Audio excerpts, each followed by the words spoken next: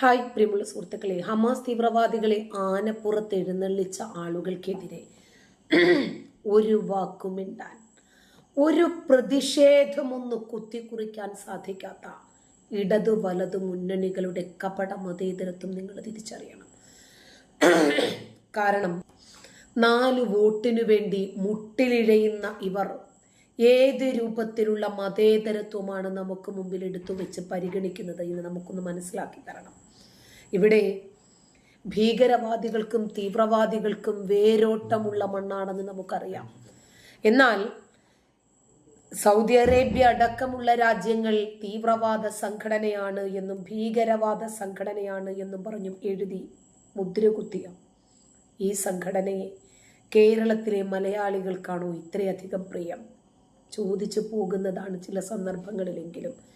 കൊച്ചു കുരുന്നു മക്കളെ ജീവനോടെ നമ്മൾ കണ്ടല്ലോ, ഉടലും തലയും വേർപെടുത്തിയത്, അവരെ ജീവനോടെ കുഴിച്ചു മൂടിയത്, സ്ത്രീകളോട് കാണിച്ച ക്രൂരതകൾ നമ്മൾ കണ്ടല്ലോ. ഇവർ കേരളത്തിലെ ഒരു പറ്റം മലയാളികൾക്ക് പോരാളികളാണത്രേ. ഈ ജിഹാദികളുടെ നാറിയ പ്രകടനം നമ്മൾ ഇന്ന് കണ്ടു. പാലക്കാട് തൃത്താലയിൽ യഹ്യാ സിൻവാറിന്റെയും ഇസ്മായിൽ ഹനിയയുടെയും ചിത്രങ്ങൾ ആനപ്പുറത്ത് കയറിയത് നമ്മൾ കണ്ടില്ലേ? കേരളം കരുവാക്കിയത് ആരെയാ? നെറ്റിപ്പട്ടം കെട്ടിയ ആനകളുടെ മുകളിൽ ഹമാസ് തീവ്രവാദികളുടെ ചിത്രങ്ങൾ കാണിച്ച് ഈ സംഭവത്തെ അപലപിക്കാൻ, ഈ സംഭവം മതേതരത്വത്തിന് കളങ്കമേൽപ്പിക്കുമെന്നൊന്ന് പ്രഖ്യാപിക്കാൻ, അപലപനീയമാണ് എന്നൊന്ന് ഒരു ദുഃഖം പ്രകടിപ്പിക്കാൻ പോലും സാധിക്കാത്ത ഈ മതേതരന്മാർ ഇനിയും അനുഭവിക്കാൻ ഏറെയുണ്ട്. ഇവരാണ് നമ്മുടെ നാട്ടിൽ പോപ്പുലർ ഫ്രണ്ടിനെ വളർത്തിക്കൊണ്ടുവന്നത്. ഞാൻ നിങ്ങൾക്ക് ഒരു ചെറിയ വിഷ്വൽസ് കാണിച്ചു തരാം. ആദ്യം ഈ വീഡിയോ ഒന്ന് കാണുക. അത് കഴിഞ്ഞിട്ട് ഇത് എന്താണ് സംഭവം എന്ന് ഞാൻ പറഞ്ഞു തരാം. ഇനിയൊരു മാറാത്ത ലോകം സാധ്യമല്ല. ഈ ഒക്ടോബർ 7 സമയത്തുള്ള സിസ്റ്റംസ് ഒന്നും ആയിരിക്കില്ല പോസ്റ്റ് ഒക്ടോബർ 7 ഉണ്ടാവുക എന്ന് നമുക്ക് ആലോചിക്കാൻ പറ്റും. 3-ൽ കൂടുതൽ രാജ്യങ്ങളൊക്കെ ഫലസ്തീനെ രാജ്യമായി അംഗീകരിക്കുകയും യൂറോപ്യൻ പൊളിറ്റിക്കൽ ലീഡേഴ്സൊക്കെ ഹമാസിനെ അത്ര വേഗം നശിപ്പിക്കാൻ കഴിയില്ല എന്നുള്ള ഒരു തിരിച്ചറിവിലേക്ക് എത്തുകയും ഒക്കെ ചെയ്യുന്നുണ്ട്. ആ പാലസ്തീനിയൻ കോഴ്സ് ഒരു ഗ്ലോബൽ ഡിസ്കോഴ്സ് ആയി തന്നെ ഉയർത്തിക്കൊണ്ടുവരാൻ ഒക്ടോബർ 7 അത്രയും ഇമ്പോർട്ടൻ്റ് ആയിട്ടുള്ള റോൾ ഉണ്ട് എന്നുള്ളതാണ് കോസ്റ്റ് ജർമ്മനിയിൽ നടക്കുന്നതും. യൂറോപ്പിലെ ആളുകളെ തന്നെ കൊന്നു എന്ന ഒരു വലിയ മോറൽ ക്രൈസിസ് യൂറോപ്പിൽ ഉണ്ടാവുന്നതും ആ ഒരു മോറൽ ക്രൈസിസ് തീർക്കാൻ വേണ്ടിയാണ് ഇതെല്ലാം കൂടെ ഫലസ്തീന്റെ നെഞ്ചത്തേക്ക് കൊണ്ടുപോയി തള്ളുന്നത്. 1 ലക്ഷത്തോളം ആളുകൾ അവിടെ മരിച്ചു കഴിഞ്ഞിരിക്കുന്നു എന്നാണ് പറയുന്നത്. കുറച്ചധികം ദിവസങ്ങളായി സോഷ്യൽ മീഡിയയിൽ വൈറലായി പ്രചരിക്കുന്ന ഒരു വീഡിയോ ആണിത്. തീവ്രവാദ പ്രവർത്തനങ്ങളിലേക്ക് യുവതികളെ എങ്ങനെ ആകർഷിപ്പിക്കാം, അതിനുവേണ്ടി നടക്കുന്ന ഒരു കോച്ചിങ് ക്ലാസ് ആണിത്. എല്ലാ കുട്ടികളും ഒഴിവു സമയങ്ങളിൽ വ്യത്യസ്തമായിട്ടുള്ള വിനോദങ്ങളിൽ മുഴുകുമ്പോൾ ഇവിടെ തീവ്രവാദ പരിശീലനമാണ് നൽകിക്കൊണ്ടിരിക്കുന്നത്.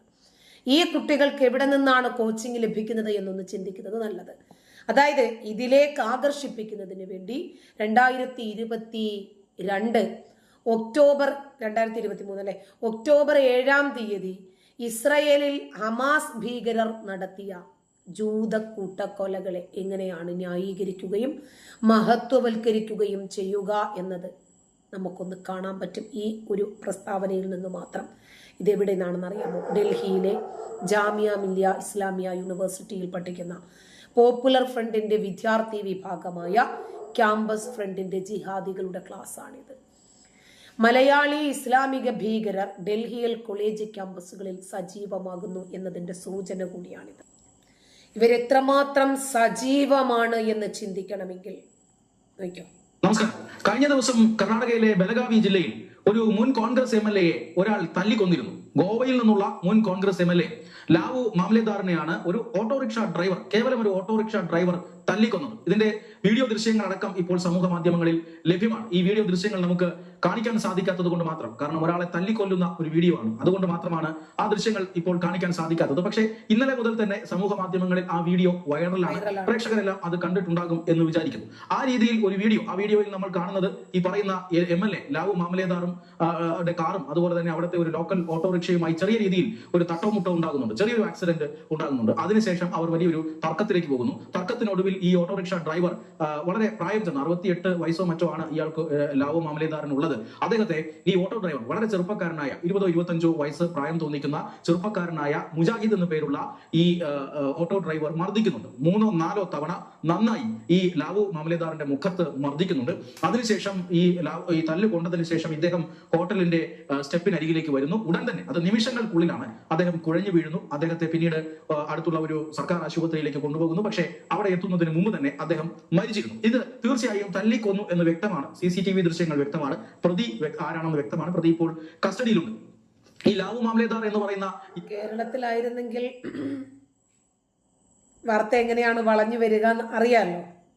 MLA അദ്ദേഹം ഏതാണ്ട് 2012 മുതൽ 2017 വരെ ഗോവയിൽ MLA ആയിരുന്ന വ്യക്തിയാണ്. ആ സമയത്ത് MGPയുടെ MLA ആയിരുന്നു. മഹാരാഷ്ട്രവാദി ഗോമന്തക് പാർട്ടി എന്നത് ഗോവയിലെ ഒരു പ്രാദേശിക പാർട്ടിയാണ്. ആ MGPയുടെ MLA ജനപ്രതിനിധിയായിരുന്നു 2012 മുതൽ 2017 വരെ.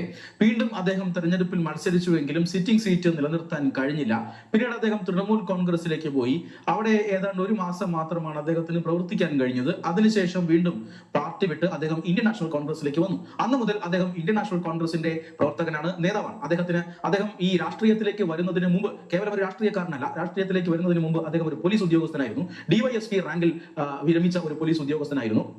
അത്രയും വളരെ പ്രധാനപ്പെട്ട, അല്ലെങ്കിൽ 68ഓളം വയസ്സുള്ള ഒരു മുൻ കോൺഗ്രസ് MLA ലാവു മാമലേദാറിനെയാണ് ഈ കഴിഞ്ഞ ദിവസം. ഇവരാണല്ലോ ഈ ഭീകരന്മാരെ വളർത്തി വലുതാക്കിയതല്ലേ. അപ്പോൾ പാല് കൊടുത്ത കൈക്ക് അവസരം കിട്ടിയപ്പോൾ കൊത്തിയെന്ന് വിചാരിച്ചാൽ മതി. ഇത് നിങ്ങൾ അർഹിക്കുന്നു.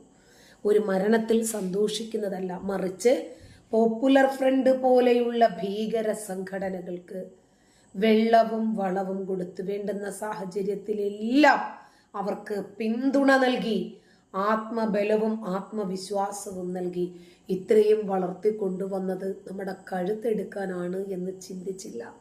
നല്ലത്. നമ്മൾ എല്ലാവരും ആ വീഡിയോ ദൃശ്യങ്ങൾ കണ്ടതാണ്. പട്ടാപ്പകൽ ആളുകൾ നോക്കി നിൽക്കെ ഒരു ഓട്ടോ ഡ്രൈവർ തല്ലിക്കൊന്നു. സത്യത്തിൽ ഇങ്ങനെ ഒരു കോൺഗ്രസ് നേതാവിനെ, വലിയ ഒരു ജനക്കൂട്ടം ഉണ്ടായിരുന്നു അവിടെ. അതിന്റെ നടുക്കാണ് ഈ ഓട്ടോറിക്ഷ കിടക്കുന്നത്.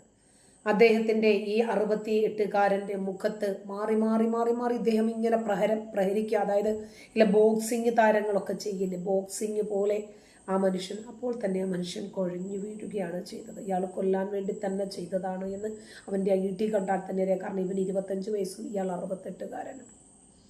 കോൺഗ്രസ് MLA ഏതാനും മാസങ്ങൾക്ക് മുമ്പ് കർണാടകത്തിൽ BJP ഭരണത്തിൽ ഇരിക്കുമ്പോഴാണ് തല്ലിക്കൊന്നത് എങ്കിൽ, ഒരുപക്ഷെ ആ തല്ലിക്കൊന്നയാൾ ഒരു ഹിന്ദു അല്ലെങ്കിൽ ക്രിസ്ത്യൻ നാമധാരി ആയിരുന്നുവെങ്കിൽ തീർച്ചയായും എന്തൊക്കെ കോലാഹലങ്ങൾ ഉണ്ടാകുമായിരുന്നു എന്ന് നമ്മൾ ചിന്തിക്കണം. ഒരുപക്ഷെ ഇന്നലെ ആണ് ഈ വാർത്ത പരന്നത്. ഇന്നലെ ഏതാണ്ട് വൈകുന്നേരത്തോടു കൂടിയാണ് സംഭവം നടന്നതെങ്കിൽ പോലും കേരളത്തിലടക്കം ഈ വാർത്തകൾ പരന്നത് ഇന്നലെ വൈകുന്നേരത്തോടു കൂടിയാണ്, ഇന്നലെ രാത്രിയോട് കൂടിയാണ്. ഒരുപക്ഷെ ഇന്ന് രാവിലെ മുതൽ വലിയ പ്രതിഷേധം കോൺഗ്രസിന്റെ. നമുക്കൊരിക്കലും ഒരു മരണത്തിൽ സന്തോഷിക്കുന്നതല്ല, അതിനകത്ത് ആഹ്ലാദം പ്രകടിപ്പിക്കുന്നതുമല്ല. ഇതുപോലെ ഈ കൊച്ചു കേരളക്കരയിൽ ആവർത്തിക്കാതിരിക്കണമെങ്കിൽ ഈ മതഭീകരവാദികളെ, ഈ തീവ്രവാദികളെ ഒരടി അകലത്തിൽ നിർത്താൻ നമ്മൾ ഇനിയും പരിശീലിക്കേണ്ടിയിരിക്കുന്നു. നന്ദി.